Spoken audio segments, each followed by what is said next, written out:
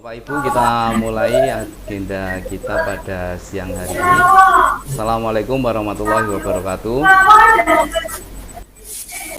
Salam Waalaikumsalam. Waalaikumsalam warahmatullahi wabarakatuh. Warahmatullahi salam wabarakatuh. dan bahagia untuk kita semua, seluruh warga, Bapak Ibu, guru, baik di SMK Negeri 4 Semarang ataupun yang berada di luar SMK Negeri 4 Semarang.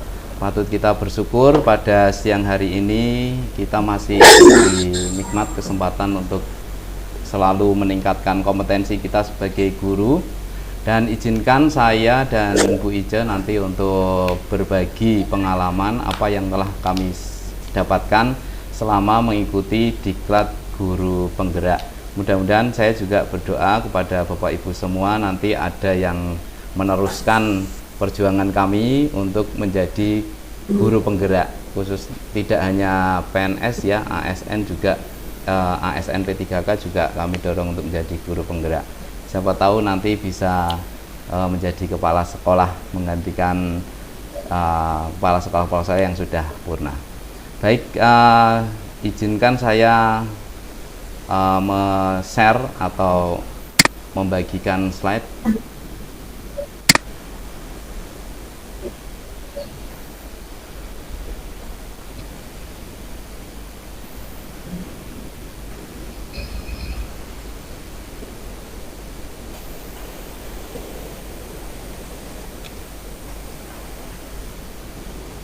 Tidak muncul ya Bapak Ibu. Oh, masih lama. Baik, ini perlu bersabar karena koneksinya mungkin agak lamban.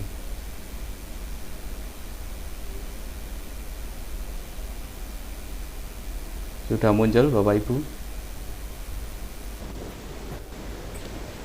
Baik, Bapak Ibu, izinkan saya untuk berbagi pengalaman tentang apa itu hukuman, konsekuensi, dan restitusi. Sebenarnya banyak materinya, cuman saya ambil bagian ini saja. Seringkali Bapak Ibu, khususnya di bidang kesiswaan, pasti akan sering mendengar kata-kata hukuman, konsekuensi, tapi yang restitusi ini saya yakin saya juga baru mendengarnya pada saat mengikuti calon guru penggerak ini. Mari kita simak lebih lanjut. Nah, sebenarnya Bapak Ibu yang mendasari tiga hal besar tadi, hukuman maupun penghargaan maupun konsekuensi maupun restitusi, itu adalah diawali dari 5 kebutuhan dasar manusia. 5 kebutuhan dasar manusia ini yang diantaranya adalah bertahan hidup, itu untuk kebutuhan makan, sandang atau pangan, papan, itu yang harus terpenuhi oleh semua manusia.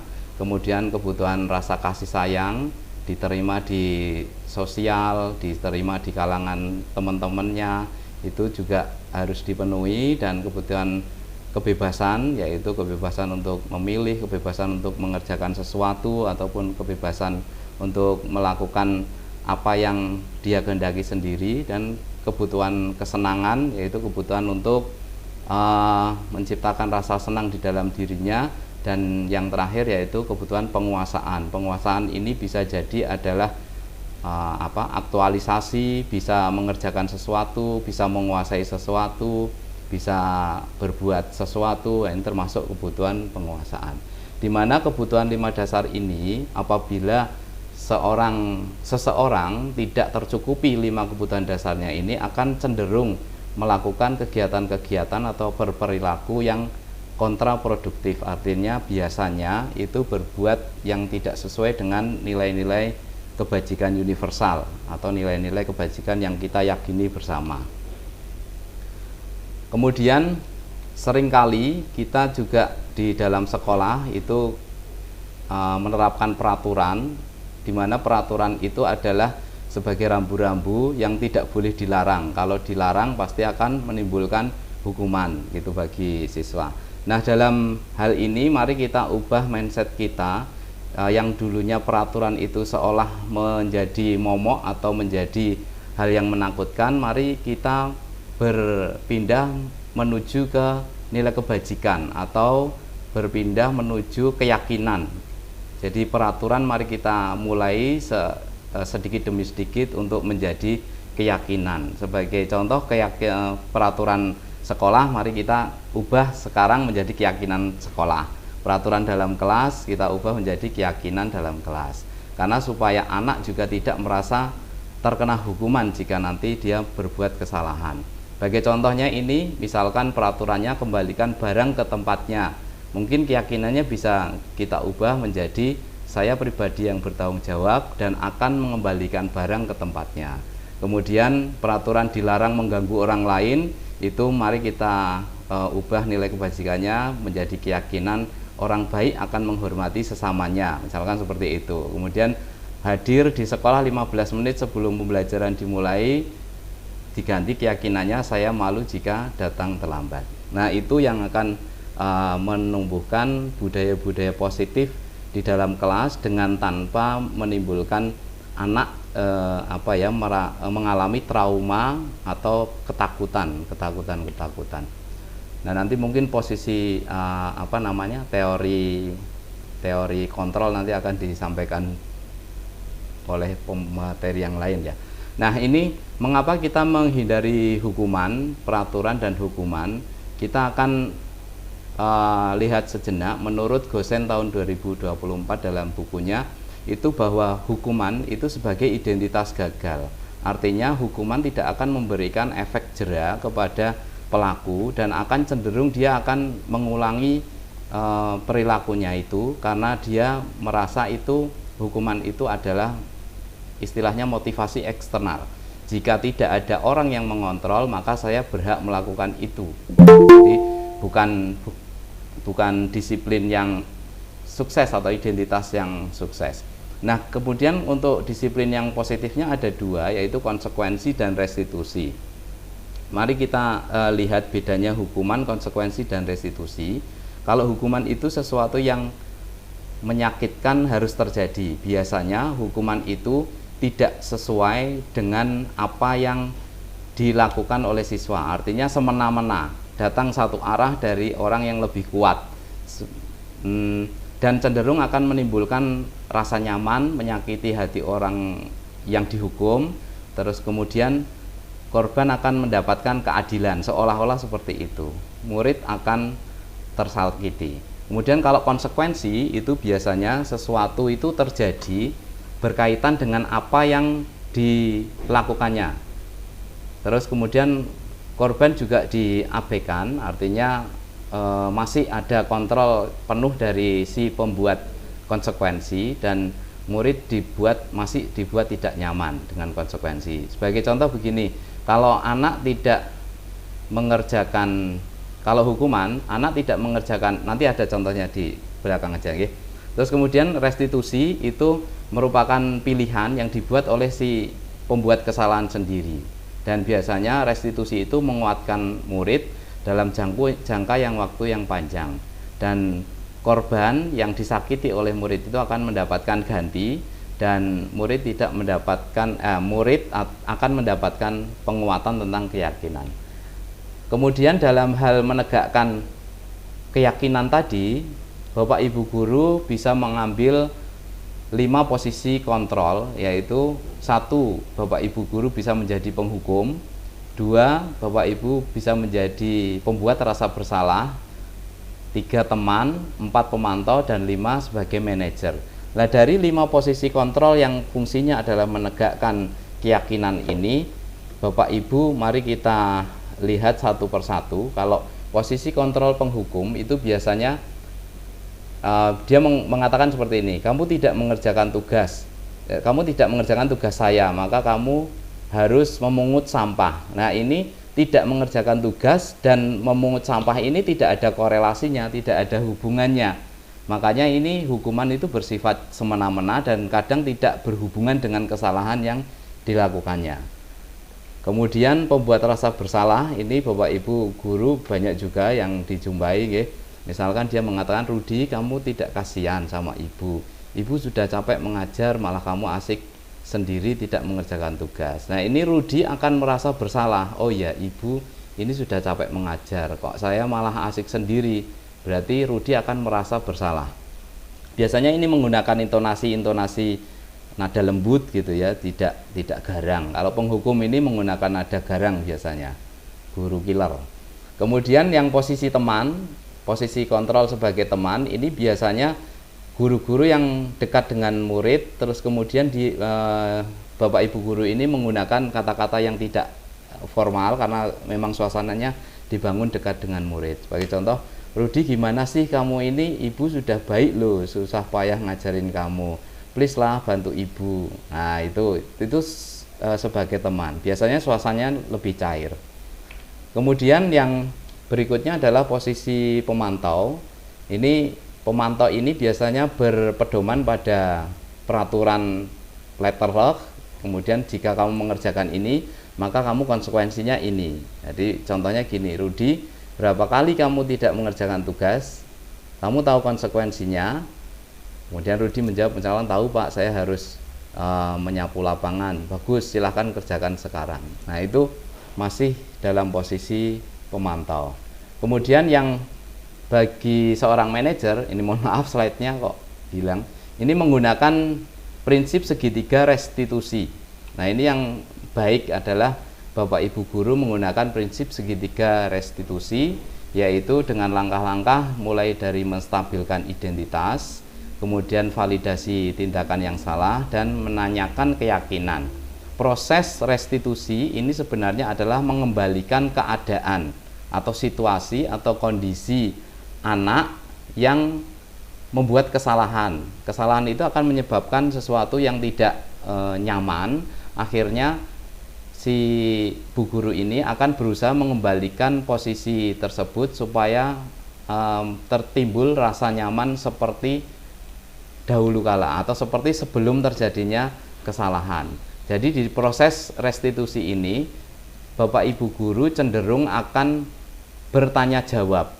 Jadi bertanya jawab, kemudian di dalam restitusi ini anak akan mengambil konsekuensi atau menunaikan konsekuensi sesuai dengan apa yang dia kerjakan berdasarkan pemikirannya sendiri, berdasarkan inisiatifnya sendiri. Jadi di sini internal motivasinya berlangsung. Beda kalau hukuman itu jadi eksternal motivasi eksternal. Jadi di sini Bapak Ibu guru berusaha untuk anak bisa menyelesaikan masalahnya sendiri, terus kemudian anak dalam hatinya itu merasa nyaman karena oh ya, kayak saya berbuat seperti ini, saya melakukan seperti ini, itu atas kesadaran anak sendiri.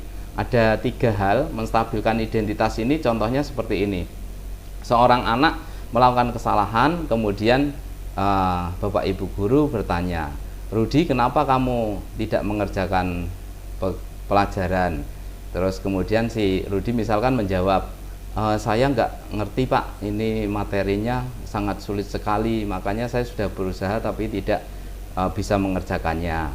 Kemudian Bapak guru atau Ibu guru tadi tanya, menstabilkan identitas, Rudi, wajar jika kamu tidak bisa tidak kurang memahami materi ini. Materi ini sulit, tidak kamu saja, banyak siswa yang sudah yang berusaha memahami tapi belum memahaminya. Nah, ini dalam hal menstabilkan identitas.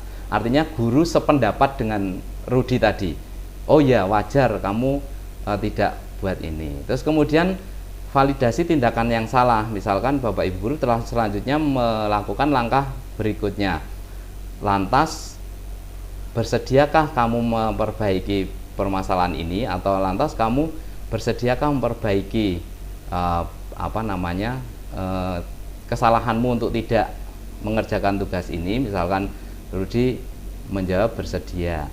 Terus kalau kamu mengerjakan tugas ini, kamu akan menjadi orang yang seperti apa? Itu juga harus ditanyakan dalam hal validasi tindakan yang salah. Untuk menanyakan keyakinan, kamu akan menjadi orang yang seperti apa gitu. Terus kemudian mungkin saya akan bisa lebih memahami materi ini akan bermanfaat seperti ini. Terus Bapak Ibu guru juga harus menanyakan, lantas kamu untuk memperbaiki keadaan ini kamu harus bagaimana? Nah, nanti Rudi akan menjawab sendiri, misalkan saya harus belajar, jika tidak belajar tidak mudeng, terus lalu seperti apa? Oh, saya akan meminta orang untuk mengajari saya. Nah, itu semua berdasarkan inisiatif dari si pembuat kesalahan itu sendiri. Nah, demikian Bapak Ibu apa yang bisa saya sampaikan mengenai hukuman, konsekuensi, dan restitusi. Semoga bermanfaat bagi Bapak Ibu yang akan bertanya, klarifikasi, disilahkan karena ini waktunya sangat terbatas. Monggo Bapak Ibu yang akan bertanya. Iya, saya mau bertanya Pak. Mohon izin. Assalamualaikum warahmatullahi wabarakatuh. Saya senang ya itu tadi pemaparannya atas segitiga resusitasi. Padahal saya sudah lihat yang kemarin videonya Bu Ica segitiga resusitasi, tapi tidak begitu paham langkah-langkahnya, dan sekarang saya paham langkah-langkahnya, alhamdulillah. Nah, ini kaitannya kan kita kan di sekolah punya program gerakan sekolah menyenangkan, punya program anti perundungan, kemudian program budaya kerja, profil Pancasila, yang kemudian sepertinya kok bisa ya kalau diakomodir menjadi satu gerakan tertentu di modul itu, memungkinkan atau tidak memasukkan semua unsur-unsur itu tadi ya. Ini kan mungkin teknik ya, segitiga resusitasi itu teknik dalam mengatasi masalah ya, kelihatannya begitu ya. Nah, kemudian bagaimana supaya bisa diakomodasikan menjadi satu modul yang mencakup gerakan sekolah menyenangkan, anti perundungan, dan sebagainya, apa yang mesti dilakukan oleh guru-guru pada modul yang lebih melibatkan banyak orang. Itu tadi kan mungkin satu guru ya, diatasi oleh satu guru. Begitu kira-kira Pak. Terima kasih Bu Yuni atas tanggapannya dan masukannya. Betul sekali apa yang disampaikan Bu Yuni. Dalam hal kita menyelenggarakan pendidikan ini adalah goal utamanya menciptakan rasa aman baik bagi siswa maupun bagi guru. Jadi di mana rasa aman dan nyaman ini akan mendukung proses pembelajaran atau budaya yang dibangun di sekolah ini akan menjadi budaya yang positif. Nah, dalam hal itu salah satunya adalah gerakan sekolah menyenangkan, anti perundungan dan segala macam. Itu core bisnisnya ada di tim GSM. Nah, tim GSM ini bisa bekerja sama barangkali dengan tim kesiswaan STP 2K untuk bagaimana merumuskan sekarang ini untuk kita ubah peraturan-peraturan yang rigid, yang artinya menjadi momok siswa ini menjadi lebih care, menjadi lebih friendly kepada anak-anak, dan diterimanya juga baik-baik gitu ya bagi anak-anak. Anak merasa nyaman, tidak merasa dipukul. Nah, sebenarnya ketegasan dalam menegakkan keyakinan atau peraturan sekolah ini tidak melulu harus garang, harus galak.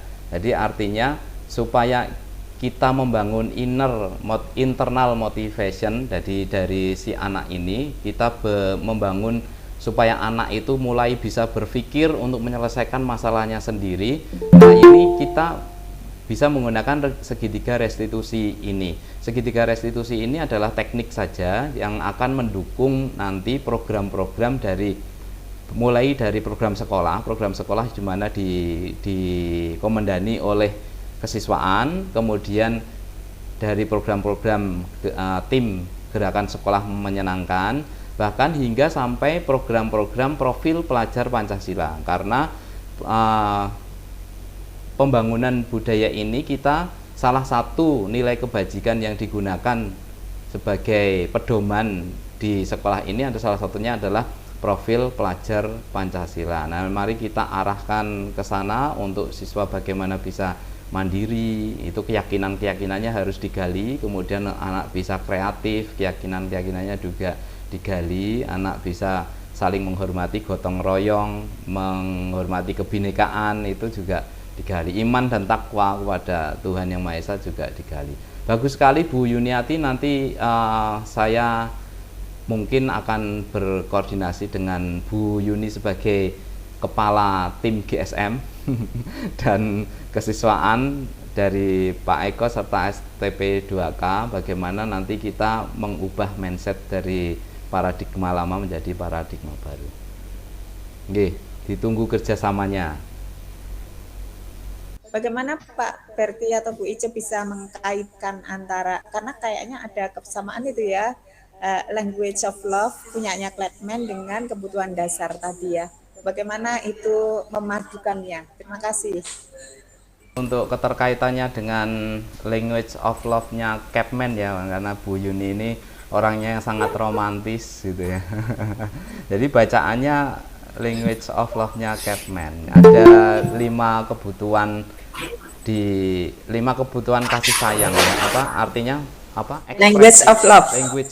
Language of love-nya Capman ini adalah ekspresi kasih Bahasa sayang. cinta, bahasa Bahasa cinta. kasihnya, ekspresi untuk menyatakan cinta itu juga ada 5 bentuk, mulai dari afirmasi kalau tidak salahnya. Afirmasi itu ya bisa terima kasih sayang atau apa gitu sebagai afirmasi atau penghargaan kepada si anak atau kepada pasangan kita gitu ya. Terus kalau dalam konteks sekolah berarti kepada anak.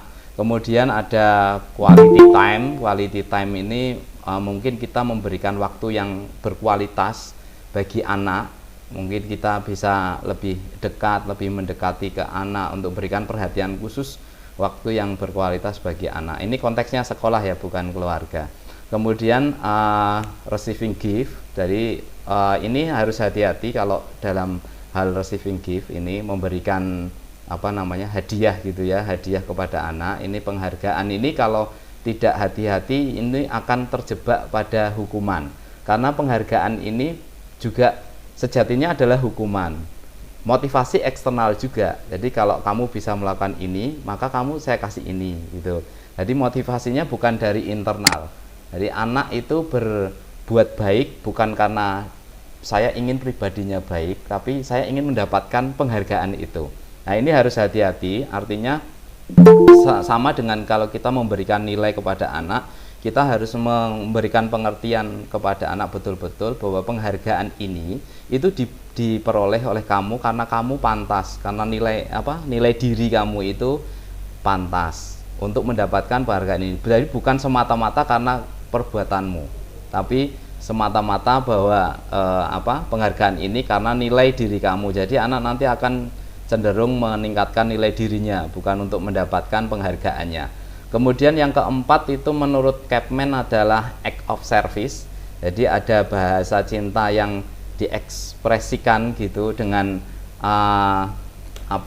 less talk do more, atau lebih banyak mengekspresikan dengan tindakan daripada dengan kata-kata. Jadi saya tidak perlu mengatakan I love you, tapi semua perbuatanmu itu menunjukkan bahwa kamu itu cinta kepada saya. Itu terhadap anak juga gitu. Saya tidak perlu mengatakan saya itu sayang loh nak kepada kamu, tapi tidak.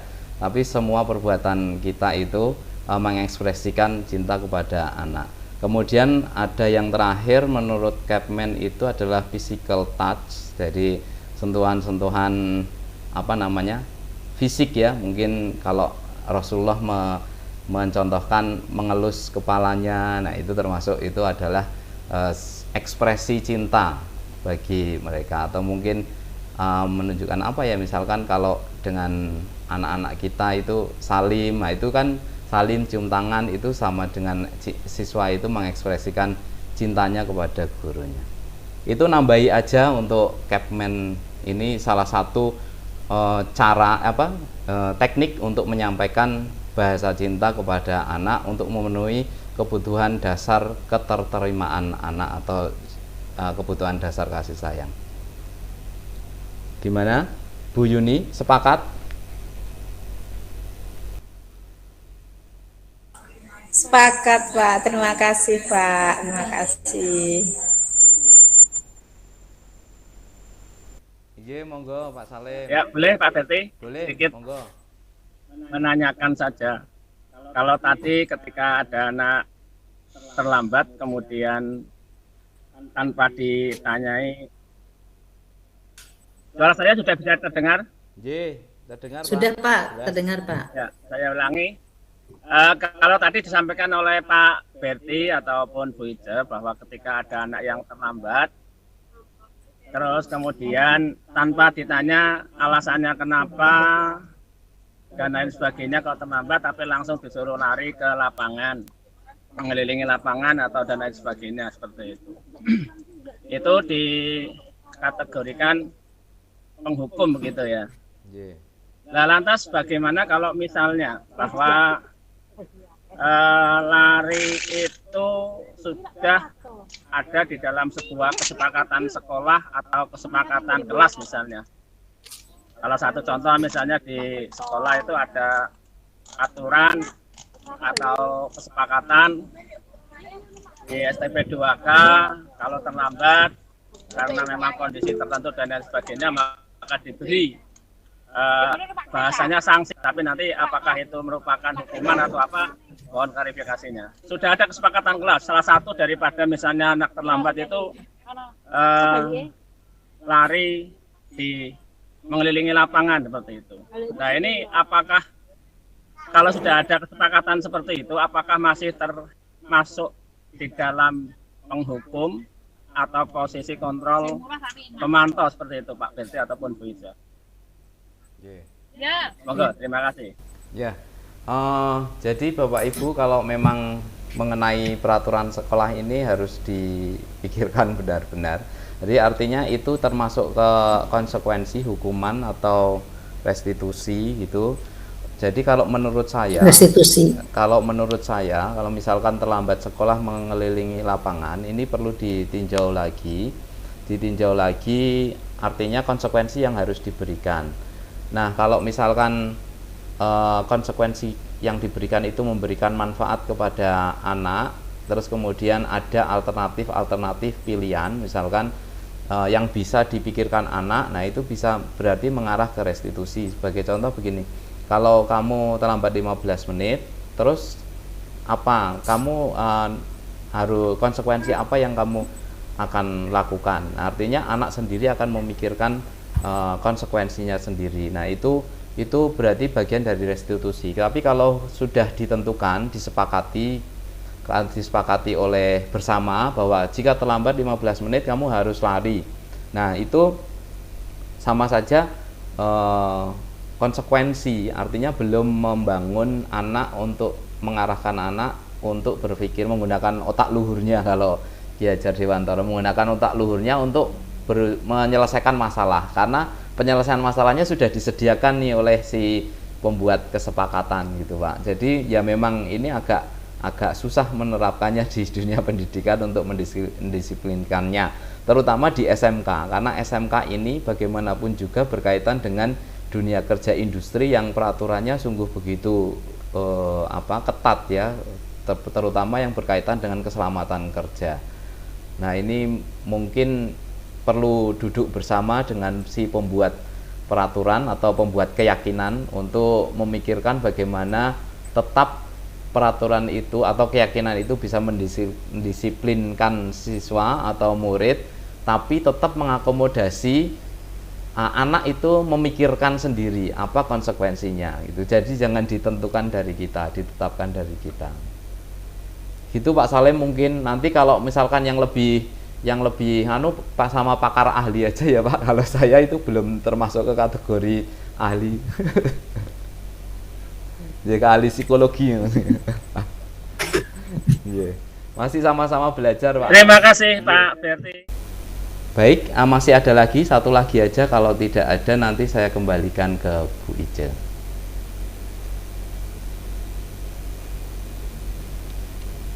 Cekap Bapak Ibu,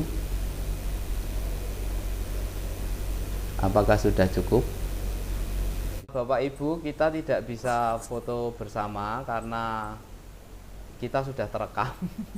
Jadi kita akhiri saja pertemuan kita ini dengan komitmen kembali kita sebagai guru untuk memberikan yang terbaik buat siswa-siswa kita dan membangun budaya positif untuk meningkatkan, untuk membudayakan karakter baik anak supaya internal motivationnya itu muncul dengan pribadi-pribadi yang baik. Mari kita akhiri dengan membaca hamdalah bersama. Alhamdulillahirabbil alamin. Saya Alhamdulillahirabbil ya, alamin. saya sebagai apa ya, sharing, orang yang memberikan sharing sama Bu Ice. Terima kasih atas kesediaannya meluangkan waktu dan selamat menunaikan tugas kembali. Assalamualaikum warahmatullahi wabarakatuh.